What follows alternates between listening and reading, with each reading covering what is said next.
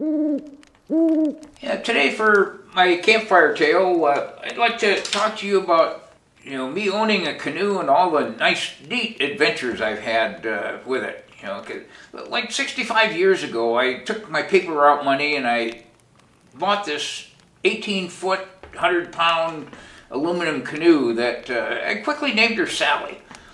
She was well balanced and very sturdy, and it enabled me to. I could lift her on the car myself, load it on the car, and even take short portages. And it enabled me to see things I couldn't see otherwise.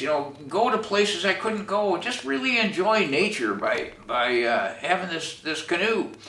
I sometimes I'd take it on. I'd foolishly take it on whitewater rivers, and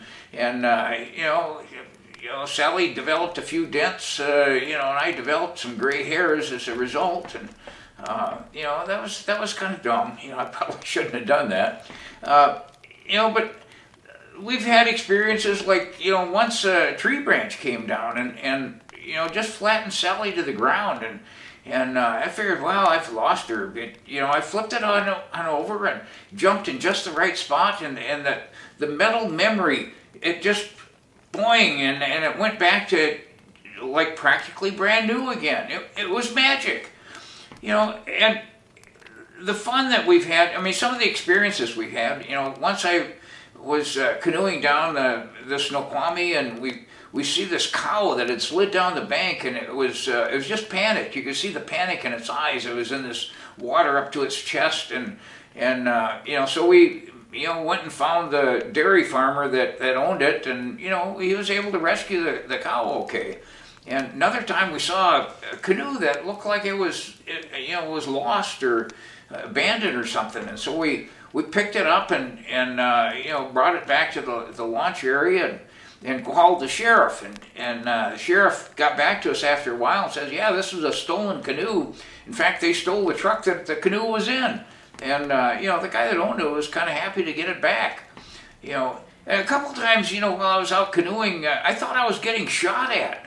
Once I was just paddling along and bang, and it turned out to be just a beaver slapping its tail, and the acoustics were just right. It sounded like a gunshot.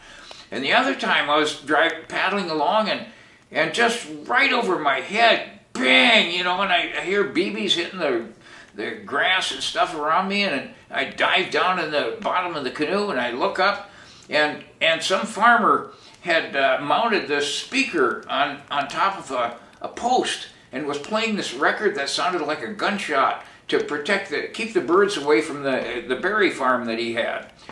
So some of those experiences were, well, kind of interesting, because the canoe is real quiet, and you could sneak up on stuff, and just you'd see things like deer and bear and even coyotes and even a wolf once, turkey, but probably the best sneaks that I ever had was I'd come up where people were skinny dipping, and that was a lot of fun. In fact, my favorite fishing holes were where the skinny dippers used to hang out. So I mean, we've had a lot of good times in that canoe. I mean, just I'd go fishing with her, and just owning a canoe. You can launch from anywhere. These car top launches. Don't have a lot of competition to them. When they used to have sockeye fishing in Lake Washington, it used to, people that had to trailer their boats sometimes had to wait for hours to get on the lake just to go fishing. And about the time they'd get out, sometimes they'd probably see me and Sally coming back with our limit already. So it really made a lot of neat opportunities, for us. And every once in a while now, Sally got a little bit hard for me to carry, so I got a kayak. And when I load the kayak into the car, I kind of look over at Sally kind of sitting in the yard, and she looks like an old dog that just ready wants to go hunting,